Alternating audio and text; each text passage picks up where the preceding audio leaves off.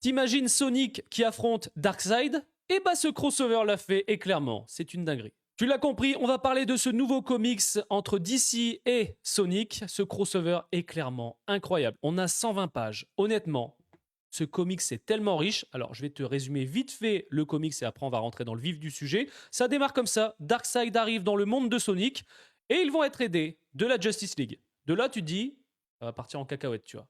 Et le comics est tellement riche en termes de héros. Déjà, tu as toute la Justice League, tu as aussi tous les compagnons de Sonic, mais ensuite, entre Steppenwolf, Sinistro, Dr. Robotnik, le Joker, Grodd, on a également Lex Luthor, et honnêtement, je suis sûr que j'en oublie, mais clairement, rien que pour ça, incroyable. Au niveau des dessins, les dessins sont tellement incroyables. Regarde, je vais t'en montrer quelques-uns. C'est tellement bien fait par Brice Adams Thomas. Regarde, avec Sinistro, tu vois. Voilà, je te montre juste ça, voilà. Honnêtement, j'ai passé un super moment. Déjà, tu vois, je m'attendais pas à ce qu'il y ait autant de points communs entre Sonic et ses compagnons et la Justice League, tu vois. Mais rien que les duos qu'ils ont fait dans ce comics sont incroyables. Je te le dis, t'as vraiment l'impression d'avoir leur version hérisson chez DC. T'as vraiment cette impression-là, clairement.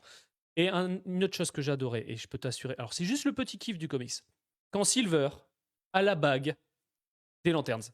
Rien que cette scène-là avec Sinistro et tout, honnêtement, dinguissime. Mais c'est vrai que entre Supergirl, Superman, etc., c'est hyper riche et scénaristiquement, j'ai passé un très très bon moment. Ça se lit tout seul.